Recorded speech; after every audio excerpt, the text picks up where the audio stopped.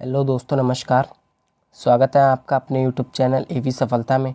दोस्तों, आज हमारी इकोनॉमिक्स की क्लास है जिसमें आज हम देखेंगे कुछ महत्वपूर्ण शब्दावलियाँ, आर्थिक शब्दावलियाँ। तो चलिए क्लास को शुरू करते हैं। सबसे पहले हम मुद्रास्फीति यानी कि इन्फ्लेशन के बारे में जानेंगे। तो दोस्तों, मुद्रास्फीति क्या होती है इसके बारे में जानते हैं। मुद्रा प्रसार या मुद्रास्फीति वह अवस्था है जिसमें मुद्रा का मूल्य गिरता है और कीमतें बढ़ती जाती हैं।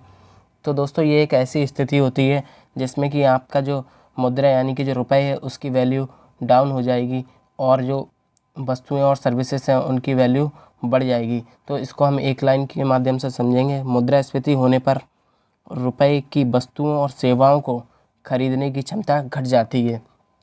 तो ये स्थिति आपकी मुद्रास्फीति कहलाती है। तो इसको एक एग्जांपल से देखते हैं दोस्तों। जैसे कि एक बिस्किट का पैकेट है, इसको ख़रीदने के लिए आपको पहले 10 रुपये खर्च करने पड़ रहे हैं, लेकिन जब ये स्थिति लागू होती है यानी कि मुद्रास्फीति होती है, उसके बाद में आपको इसको ख़रीदने के लिए 15 रुपये खर्च करने पड़ेंगे। तो पहले आपकी जेब से 10 रुपये जा रहे थे एक बिस्किट को ख़रीदने के लिए, लेकिन अब आपकी जेब से 15 रुपये जा रहे हैं। तो दोस्तों, ऐसी स्थिति में क्या हुआ, जो ये बिस्किट का पैकेट है इसकी वैल्यू बढ़ गई यानी कि ये महंगा हो गया, और रुपया है ये सस्ता हो गया यानी कि इसकी वैल्यू कम हो गई, कम हुई है, इसीलिए तो आपको 10 की जगह 15 रुपये देने पड़ रहे हैं। तो ऐसी स्थिति में क्या होता है, वस्तु और सेवाएं महंगी हो जाती हैं और मुद्रा सस्ती यानी कि मुद्रा का मूल्य घट जाता है। उम्मीद है आपको मुद्रास्फीति अच्छे से समझ आई होगी। आगे देखते हैं। अब देखते हैं रेपो रेट के बारे में। What is repo rate. तो दोस्तों, जो हमारा आरबीआई है यानी कि भारतीय रिजर्व बैंक, ये जो और सभी बैंक हैं उन सभी बैंकों को ये कर्ज यानी कि लोन देता है और उनसे कुछ इंटरेस्ट भी लेता है। तो जो वो जिस दर पर वो कर्ज देता है वही दर आपकी रेपो रेट कहलाती है। तो चलिए इसको देखते हैं। भारतीय रिजर्व बैंक भारत की सभी बैंकों को कर्ज देता है। आरबीआई के द्वारा जिस दर पर यानी कि जो दर होती है, जिस दर पर कर्ज दिया जाता है उसे रेपो रेट कहते हैं। तो जिस दर पर बैंकों को कर्ज दिया जाएगा उसको क्या कहेंगे, रेपो रेट। आगे देखते हैं। बैंक कर्ज लेने के बाद वह अपने ग्राहकों को कर्ज प्रदान करते हैं। यानी कि सबसे पहले तो जो आपकी जो भी बैंक्स हो गई हैं, ये कॉमर्शियल बैंक, ये सबसे पहले आरबीआई से लोन लेंगी। आरबीआई से जब इनको लोन मिलेगा उसके बाद ही ये अपने ग्राहकों को, जिनका उसमें अकाउंट होगा, उनको क्या देंगे, ये लोग लोन देते हैं। जो उनके ग्राहक होते हैं उनको लोन दिया जाता है। तो रेपो रेट का कम या अधिक होने पर इसका सीधा प्रभाव बैंक से कर्ज लेने वाले ग्राहकों पर पड़ता है। तो दोस्तों, अगर रेपो रेट कम होगा या ज़्यादा होगा तो इसका सीधा प्रभाव किस पर पड़ेगा, आम इंसान पर यानी कि उसके ग्राहक पर, जो भी वहाँ से लोन लेंगे उस पर इसका सीधा प्रभाव पड़ता है। यदि रेपो रेट कम होता है यानी कि जो आरबीआई को दिया जाने वाला रेपो रेट है ये कम होता है, तो ग्राहकों को मिलने वाला कर्ज यानी कि लोन वो है वो सस्ता होगा। यदि रेपो रेट अधिक हो जाता है तब बैंकों से मिलने वाला कर्ज महंगा होता है। तो दोस्तों, ये था रेपो रेट। उम्मीद है कि आपको समझ आया होगा। अब बात करते हैं वर्तमान में रेपो रेट कितना है। तो वर्तमान में रेपो रेट 4.90% है। ये आरबीआई द्वारा लगाया जाने वाला रेट है। ये आपको समझ आया होगा। आगे देखते हैं। अब बात करते हैं रिवर्स रेपो रेट की। तो दोस्तों, रिवर्स रेपो रेट क्या होता है इसके बारे में समझेंगे हम। तो बैंकों में नकदी अधिक होने पर भारतीय रिजर्व बैंक के पास जमा की जाती है। यानी कि यदि किसी बैंक में रुपए ज़्यादा हो गए हैं, कैश ज़्यादा हो गया है, तो उसको क्या किया जाएगा, उसको भारतीय रिजर्व बैंक में जमा कर दिया जाएगा। और जब ये आरबीआई में जब ये जमा किया जाता है तो आरबीआई बैंकों को इस पर इंटरेस्ट देती है। यानी कि अब आरबीआई बैंकों को इंटरेस्ट देगी। पहले आरबीआई ने इंटरेस्ट लिया था तो वो क्या कहलाया था, आपका रेपो रेट।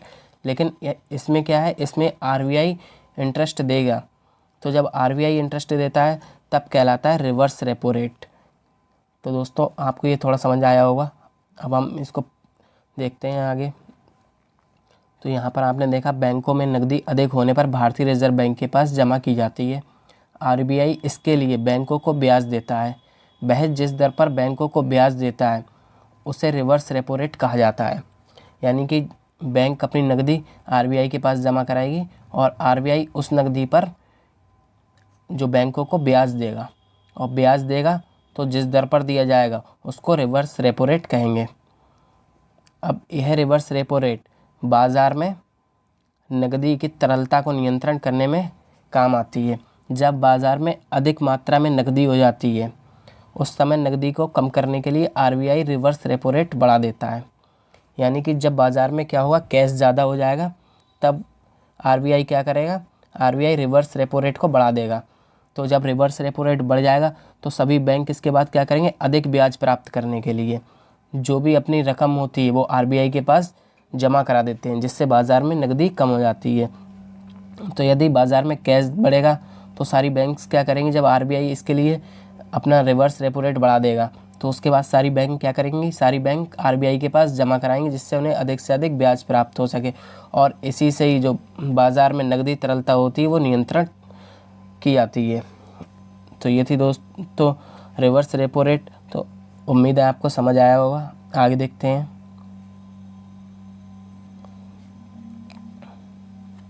तो अब बात करते हैं दोस्तों हम नगद आरक्षी अनुपात के बारे में। तो नगद आरक्षी अनुपात, इसको CRR भी बोलते हैं, यानी कि कैश रिजर्व रेशियो। तो ये क्या होता है, तो इसकी परिभाषा देखते हैं। भारत में बैंकों को कुल जमा राशि का कुछ प्रतिशत भारतीय रिजर्व बैंक यानी कि आरबीआई के पास नकदी के रूप में बनाए रखना होता है। उनकी कुल जमा राशि का यह प्रतिशत नगद आरक्षित अनुपात या CRR के रूप में जाना जाता है। तो जैसे कि बैंक के पास जो भी होता है अपना कुल जमा राशि होगी जो भी बैंकों के पास, उनमें से कुछ परसेंटेज जो कि आरबीआई तय कर देगा कि आपको इतना परसेंट, 3%, 4%, जो भी आरबीआई तय करेगा उनको अपने उसमें से उतना परसेंट आरबीआई के पास जमा कराना होगा। जैसे मान लीजिए किसी बैंक के पास 100 रुपये हैं और आरबीआई ने 5% तय किया है CRR तो ऐसे में अब क्या होगा, जिस बैंक के पास ये 100 रुपये हैं तो ये उसमें से 5 रुपये यानी कि 5%, 5 रुपये आरबीआई के पास CRR के रूप में जमा कर देगी। तो अब बैंक के पास कितने रुपए बचेंगे, बैंक के पास बचेंगे 95 रुपये। तो दोस्तों ये हो गया आपका नगद आरक्षी अनुपात यानी कि CRR।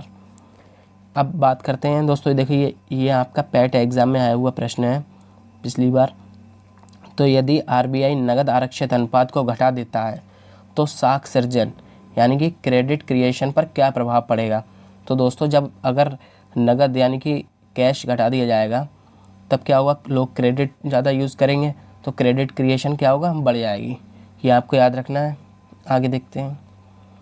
अब बात की जाए भारत में अभी वर्तमान में CRR रेट कितना है। तो अभी वर्तमान में 4 मई 2022 को वृद्धि के बाद भारत में CRR 4.50% हो गया है। तो ये आपको याद रखना है, ये भी पूछ सकता है। तो अभी हमने पढ़ा CRR को, अब हम पढ़ते हैं SLR को, जिसको बोलते हैं वैधानिक तरलता अनुपात यानी कि स्टैट्यूटरी लिक्विडिटी रेशियो।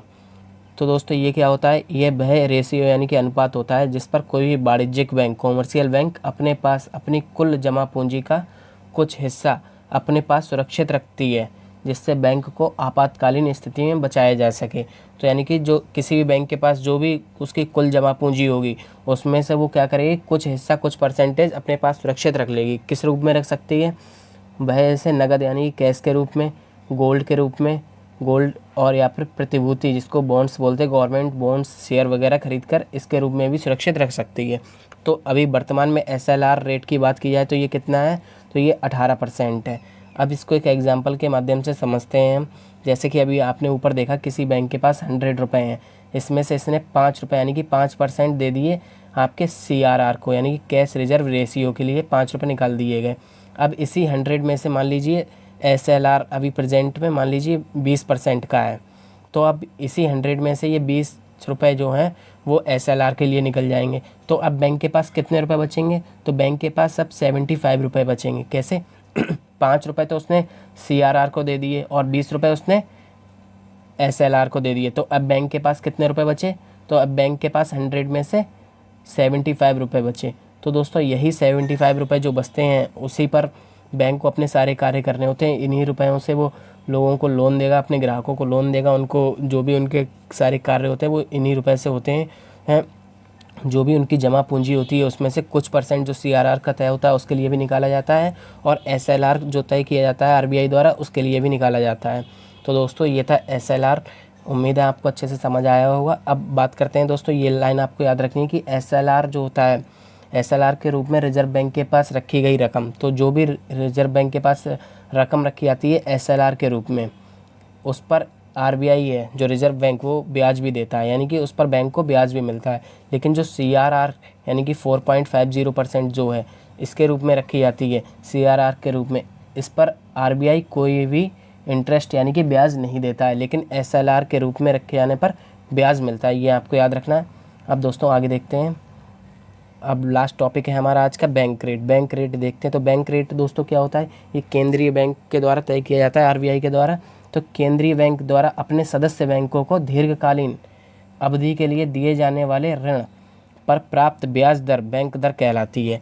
यानी कि जो अपने सदस्य बैंक होते हैं, तो RBI अपनी बैंक्स को जो जिस इंटरेस्ट पर यानी कि जिस भी दर पर लोन देते हैं यानी कि ऋण देते हैं, वही क्या कहलाता है, वो दर क्या कहलाती है, आपकी बैंक रेट कहलाती है। तो दोस्तों आप समझ गए होंगे बैंक रेट क्या होती है। तो दोस्तों ये थी आज की हमारी क्लास। आपको क्लास कैसी लगी कमेंट करके ज़रूर बताएं, और साथ ही अपने चैनल AV सफलता को सब्सक्राइब करें। Thank you.